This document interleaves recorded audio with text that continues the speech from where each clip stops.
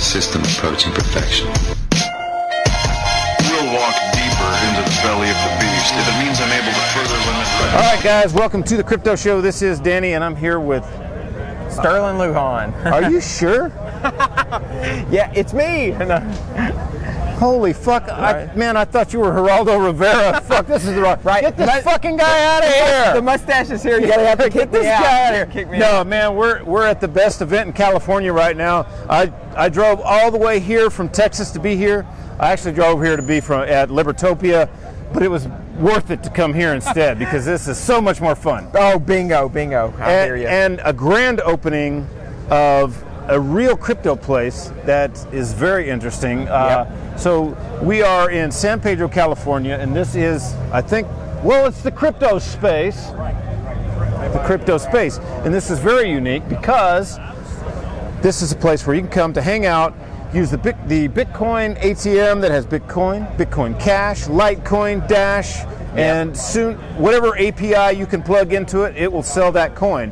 But there's also a really cool workspace here. So, like, if you're in the area and you want to, like, host your crypto business here, you could rent a desk upstairs and get your mail here at the Cryptospace and become a legitimate crypto business. I mean, it doesn't really take much more than a damn computer and a little bit of desk space to become a crypto business. Let's face it, right? But what I really want to talk to you about is heresy. I think, from what I hear, you need to be burned at the stake. Is this true or false? Well, there's probably a good group of people, Danny, that want to burn me at the stake, and that they want to burn everybody who works at Bitcoin.com at the stake, because we're actually promoting the real, true Bitcoin, and this is a Bitcoin Cash, a cryptocurrency that actually fits Satoshi Nakamoto's original vision, and that's being peer-to-peer, decentralized cash that everybody can use, that everybody can embrace, that will allow us to do what we've always wanted to do, and that's undermine governments, take the freedom back, and be able to get it in the hands of as many people as possible. Unfortunately, we kind of have a tagline for that at the Crypto Show. We're undermining the bank and the man, but we're having some fun while we do it. Absolutely. And we're definitely having some fun undermining the banks and the man here tonight. And a little later, I'll tell you a story about the banks that I ran into the other day. But right now, let's stay on track, Danny. Stay on track, damn it. Anyway, heresy. So according to the hardcore Bitcoin guys that are the Bitcoin core sock puppets or whatever the hell, they think that Bitcoin Cash should be burned at the stake. Roger should be burned at the stake.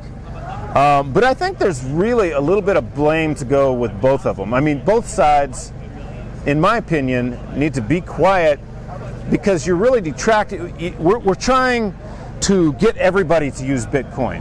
And this whole public spectacle of Bitcoin Core and Bitcoin Cash fighting amongst each other like two children in a fucking sandbox. Like, you know, the rest of the kids on the playground are standing around like, what the fuck's wrong with those two retards over there throwing sand at each other? Right. You know, so there's blame to go around. And it's not really even Bitcoin Core, let's face it. It's the Bitcoin Core cult following that's really, you don't really see the real Bitcoin Core developers out there saying this retarded ass shit that you see on it. It's their fucking cult following that's speaking up for them on their behalf. Right. So, you know, we really can't blame either side, but it's really got to stop. Right. You know what I mean? Absolutely. And personally, I'm all of the mindset that we have to use the best kind of communication that we can to be able to communicate with each other in such a way that's understandable and that realizes the other person's position so that we can connect, empathize with each other, and then move forward into the future. I think one of the big issues, though, is that there are definite disagreements about how Bitcoin should scale and how it should move into the future. And of course, that ended up in a situation where Bitcoin forked into Bitcoin Cash and then into Bitcoin Core. And my position is, yeah, we can still talk to each other and be decent, but also support the kind of coins that we want to support. Personally, I support Bitcoin Cash because it really does stick to Satoshi's original vision, and that's this idea that, and I'll go back to this time and time again, but we really want to, and like you guys mentioned, we want to undermine governments. We want to be able to take the power back from the centralized banking cartel that exists. And in order to do that, we have to have a cryptocurrency that easily slides into the hands of the individual so that we can make trades, we can use it, and society at large absolutely adopts it.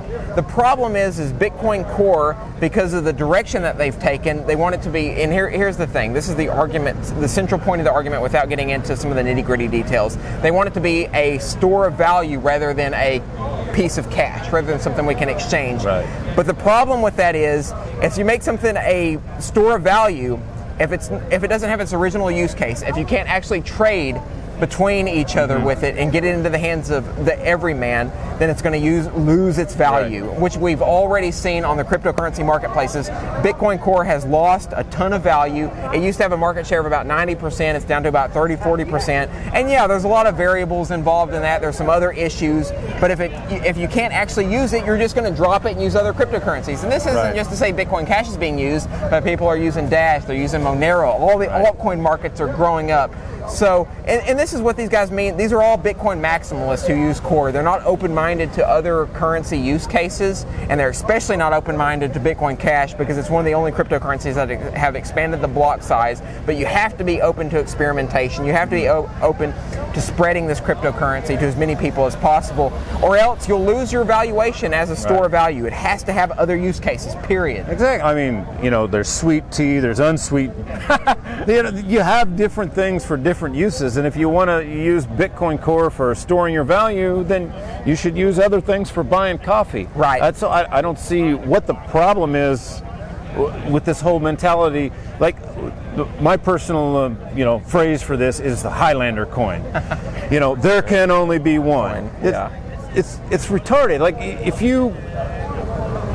you really want to hide from the government or whatever, wouldn't it be easier in the crowd of all the other cryptocurrencies? Shouldn't we, why can there only be one? Why can't there be many? So it's like Hydra, the government has to fight them all down instead of just the one. This whole mentality, I'm lost on it. Right.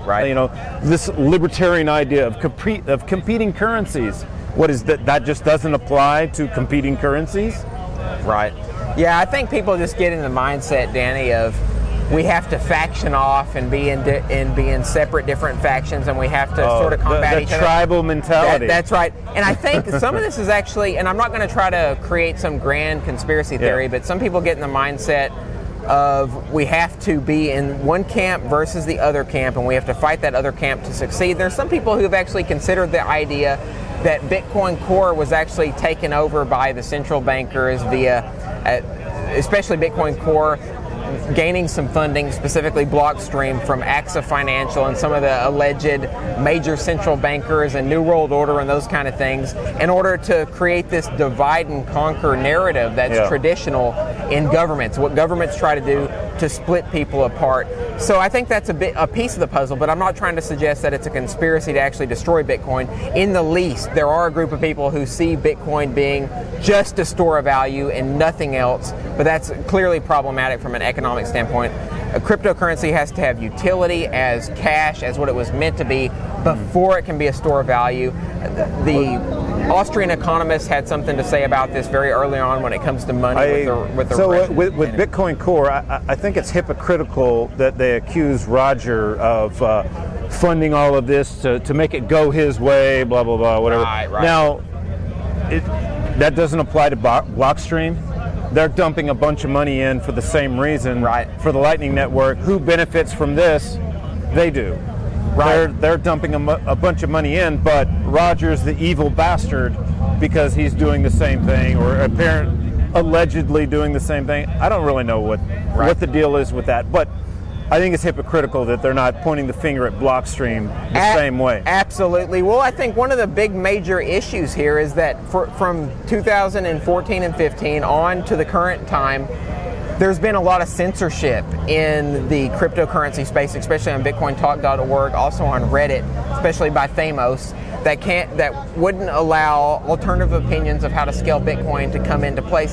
So a lot of these people have used Roger and also Bitcoin.com as a scapegoat. Yeah. Scapegoat, that's the key term I'll say again, because what they've wanted to happen in the space hasn't actually happened. Bitcoin hasn't grown and exploded, and actually there was a failure in the market over the last couple of months.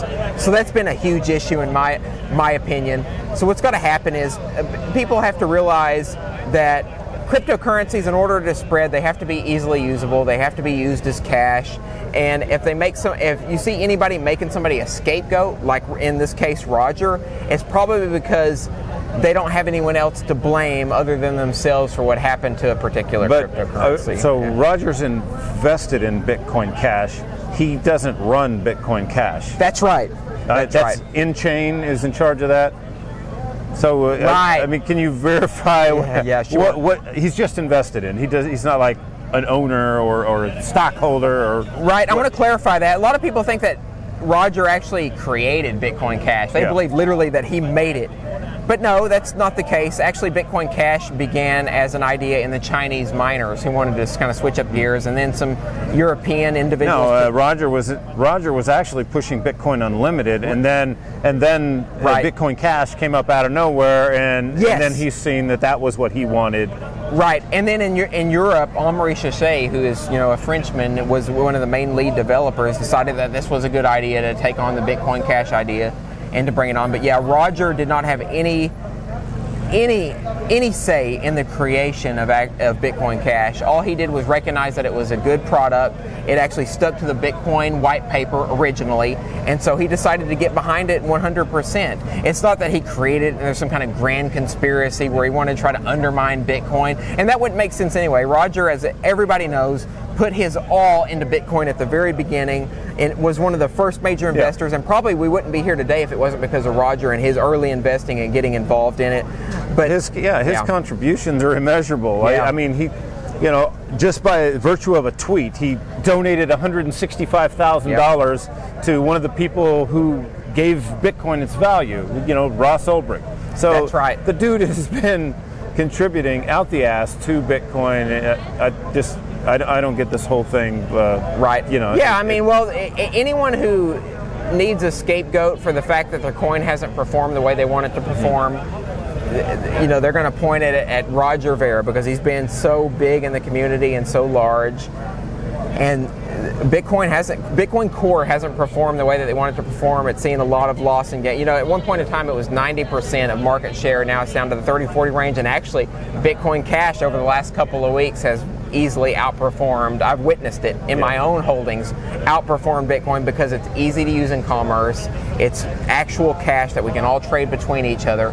So that's one of the major issues that people have to look at. They got to quit having scapegoats. They got to realize that their technology and their trajectory of governance on this particular blockchain is absolutely flawed, Danny. Yeah.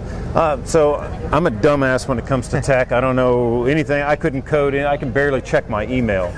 But I don't get why didn't they do this whole scaling issue on a test net, or why didn't they just temporarily increase the block size until they could establish the Lightning Network and SegWit and then roll it back? I mean, why not? Yeah, no, that's a great question.